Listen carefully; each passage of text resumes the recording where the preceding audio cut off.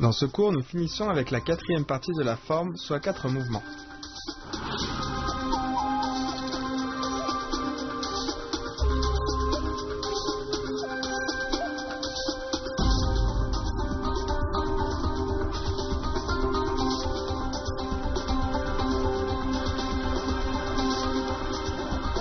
On tire la lance vers soi, on pourfend vers le bas à droite.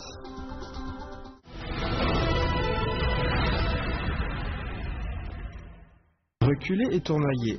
On recule le pied gauche, puis la main gauche empoigne la lance et on recule le pied droit en même temps. On avance en faisant tournoyer la lance et en même temps, on avance en position du demi-cavalier. Bien, je le refais une fois, regardez bien.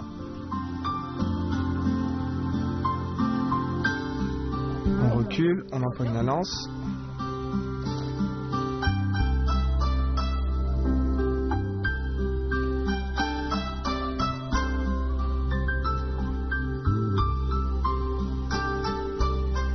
Reculer et tournoyer. On recule le pied gauche et la main gauche vient empoigner la lance devant. On recule le pied droit, puis on avance, on fait tournoyer la lance et on vient en position du demi-cavalier. Attention, lors du tournoiement, ça se fait au-dessus de la tête. C'est la même chose avec le bâton, le sabre ou l'épée. C'est le tournoiement ou littéralement le nuage. Il suffit que ça soit au-dessus du front, on l'appelle alors nuage. Donc il faut bien lever la tête lors du mouvement. Maintenant, c'est à toi de le refaire.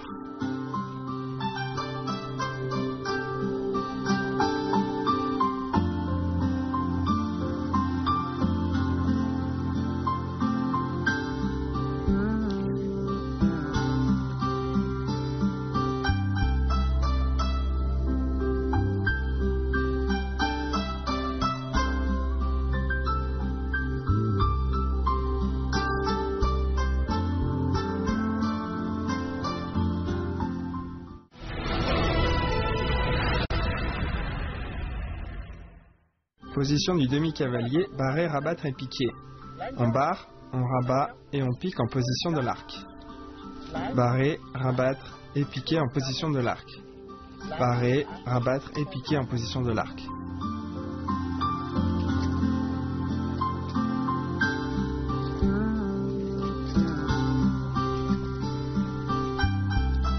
Position du demi-cavalier, barrer, rabattre et piquer.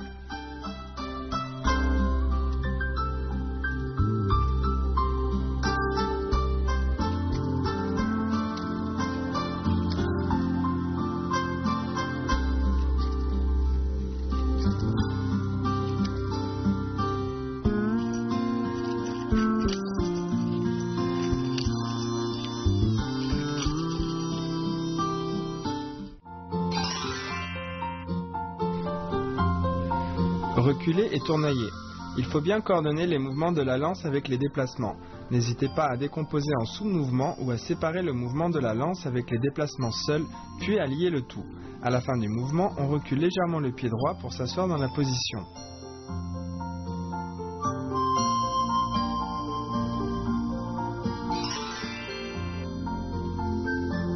Position du demi-cavalier, barrer, rabattre et piquer. C'est le mouvement de base en lance. Pratiquez-le bien en utilisant le transfert du poids du corps.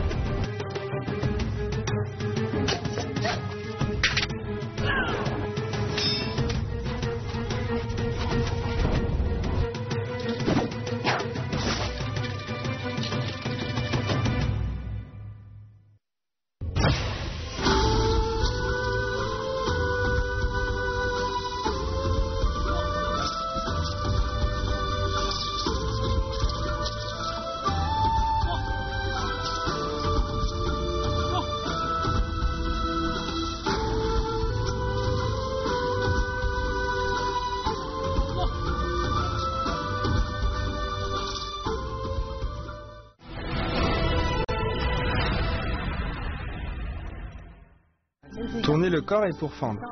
On tire la lance vers soi, on tourne le corps à droite et on pique vers le bas à droite. En même temps, on crochette le pied gauche sur l'autre jambe, puis on pose le pied gauche à l'arrière et on pique vers le haut de manière oblique. Bien, je le refais une fois, regardez bien.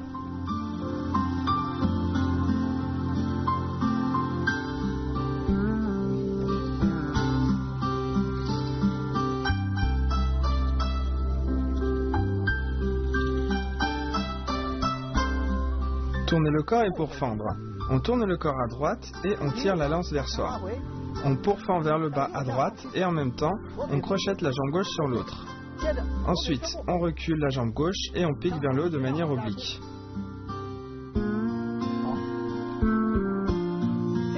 Il arrive souvent de mal faire le crochetage de la jambe. Donc il faut bien tourner le corps et crocheter la jambe en même temps. On doit crocheter de manière stable. Ensuite, on recule le pied gauche et on pique vers le haut.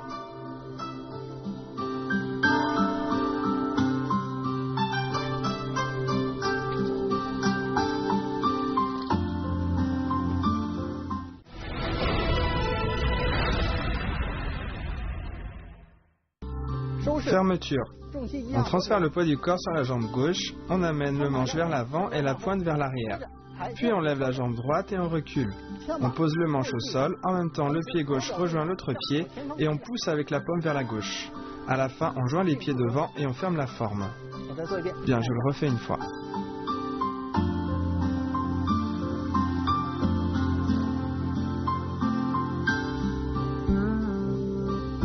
Fermeture.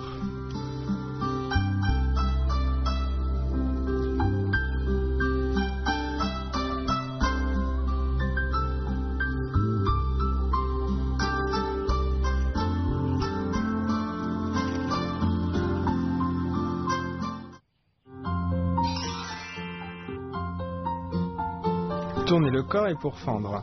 Quand on tire la lance au-dessus de la tête, les bras sont tendus, donnant de l'amplitude au mouvement. Pour fendre, finit avec le crochetage. Enfin, la poussée de la paume, le piquage de la lance en haut et l'écartement du pied sont simultanés et forment un mouvement d'ouverture du corps.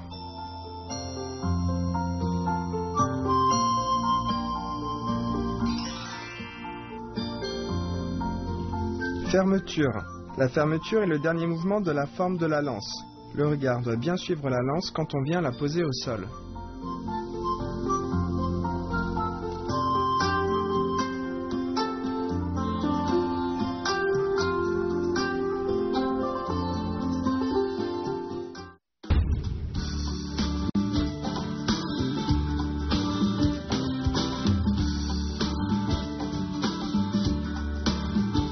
La lance à faucille est une longue lance à laquelle on a rajouté un crochet inversé au niveau de la pointe tranchante.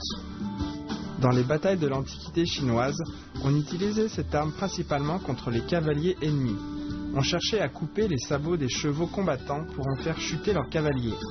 Les lances à faucille sont apparues à la période des printemps et automnes. À l'époque de la dynastie des Song, l'utilisation de la lance à faucille a atteint son apogée. Dans le roman classique Au bord de l'eau à Liangshan, on utilise la lance à faucille pour écraser les chevaux enchaînés de l'armée des Song.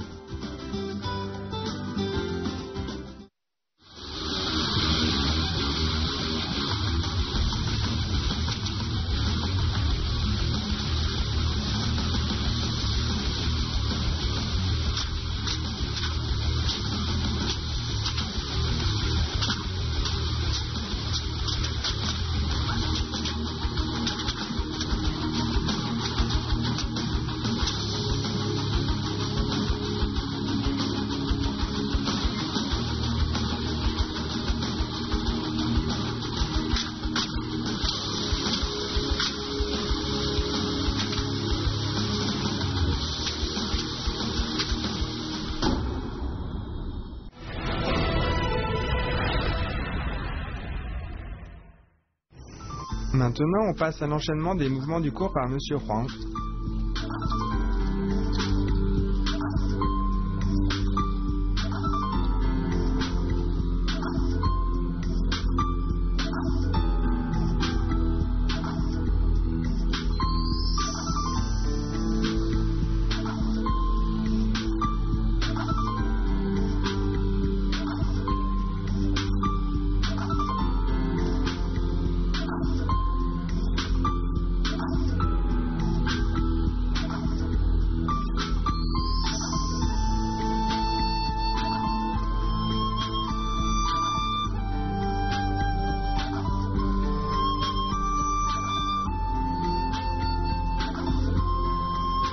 présent, voyons l'ensemble des mouvements des troisième et quatrième parties de la forme par M. Huang.